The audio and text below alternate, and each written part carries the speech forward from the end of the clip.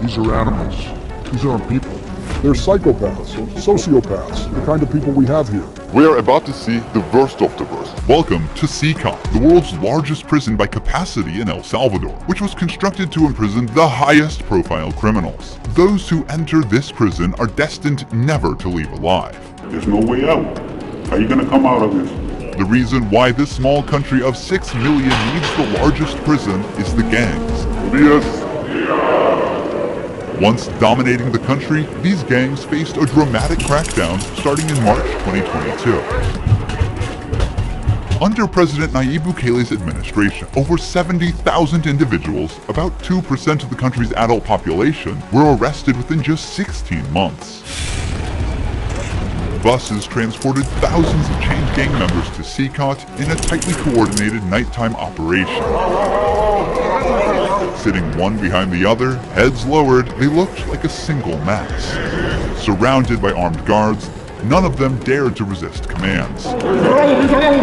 Their life has changed in a day. In this documentary, we will interview one of them, one of the most ruthless gang leaders, known by the nickname Psycho. 10 minutes. You only have 10 minutes. Built in 2022, this massive prison is made up of 8 separate modules spread over 410 acres of land. Each pair of modules is enclosed by 2 separate 3-meter-high walls with razor wire. The entire facility is surrounded by a towering 9-meter-high wall with a 3-meter-high electric fence carrying 15,000 volts. 19 watchtowers are ensuring nothing escapes notice. The entire design doesn't just prevent escape, it erases the very idea of it.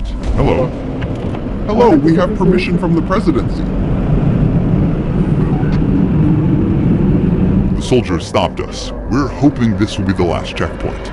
The jammers blocked all signals within a 2-kilometer radius of CCOT, completely cutting off all communication. Over 600 soldiers work only to secure the perimeter.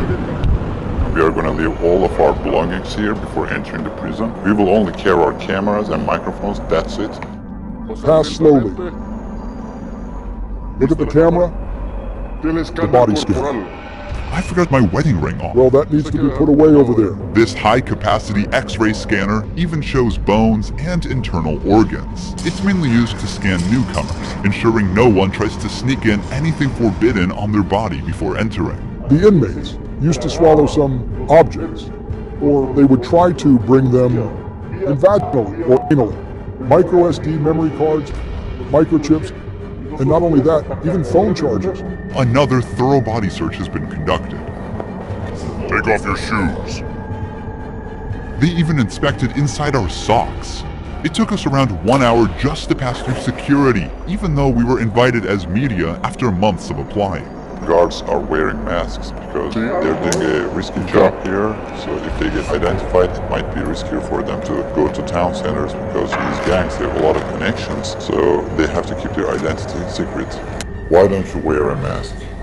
I have to talk to them face to face, looking them in the eye. They already know who I am. We're in the registration room. This area is for inmates only. When a criminal is captured on the street, they don't carry ID or give their real name. That's why their fingerprints and photographs are taken here to enroll in the system. Once they become a permanent part of CCOT, the inmates lose all contact with loved ones for the rest of their lives, as family visits are strictly forbidden. It's also important to note that a small number of innocent people were mistakenly imprisoned during the big crackdown. Because of the no-contact policy, their families have no idea where they are or if they are still alive. For some, this documentary could be their first chance to see a missing loved one.